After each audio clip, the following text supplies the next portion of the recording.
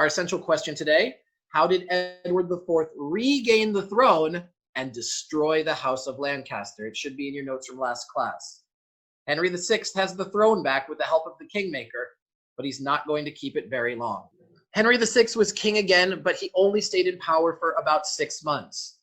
Edward IV had fled to Europe, leaving behind his wife and his children hiding in Westminster Abbey under the protection of sanctuary. Remember, if you're in a church, no one's supposed to come and take you out and do harm to you. So his wife, Elizabeth Woodville, and their children should be okay for now.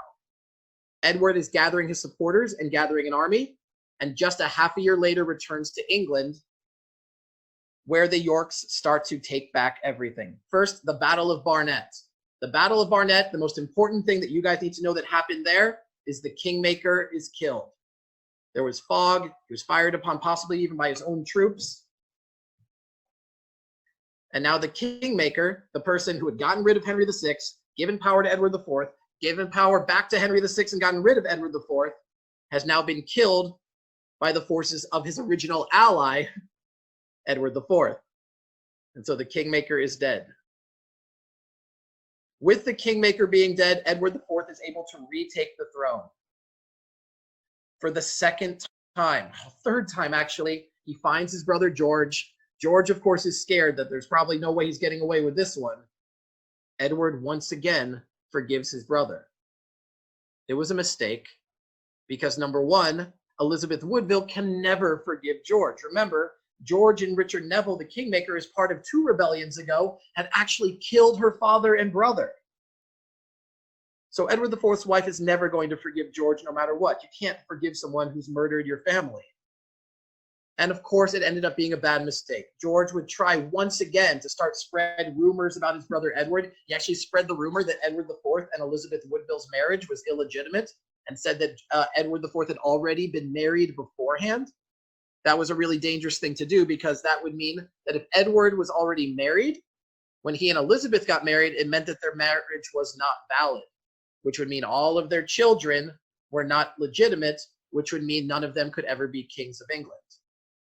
For George trying to do this, which was obviously a play to take power for himself, because if all of Edward and Elizabeth's children are not legitimate, then power then goes to George. He's next in line as the brother of Edward.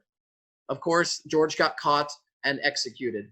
The story that we have written down a little bit after his death is that he actually got drowned to death in a big barrel of wine. So George would eventually meet his downfall anyway, just 7 years after this. But we're not quite there yet. So the Kingmaker's dead, Richard Neville. However, even though Edward's retaken the throne, it's just like it was the first time he took the throne.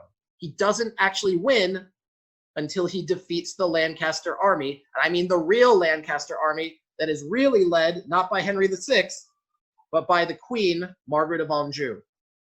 Once again, Edward's forces prevail. At the Battle of Tewksbury, once again, just 1 month after the Kingmaker died, in May 1471, the forces of York and Edward IV prevail.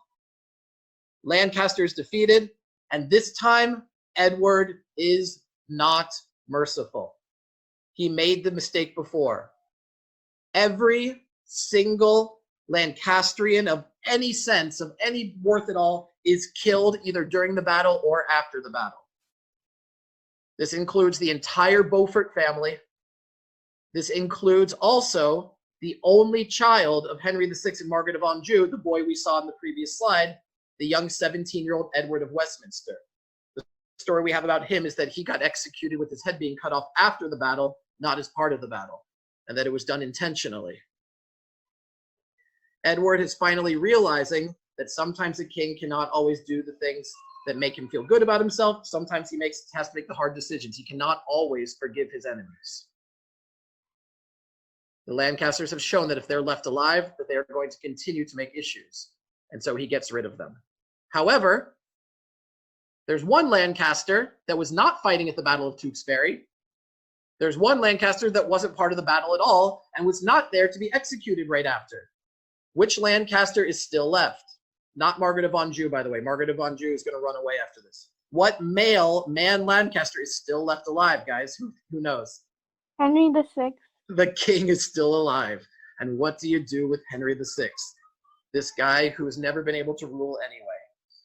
After winning at Tewksbury, A couple weeks later, Edward returns triumphant yet again, regaining the throne that he originally stole in May 1471.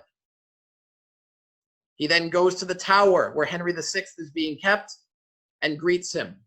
And Henry VI, in true Henry VI fashion, says, "Hey, how are you doing, my cousin Edward?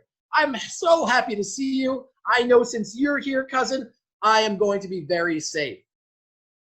Henry VI died that night. Critical thinking activity. Question number 1.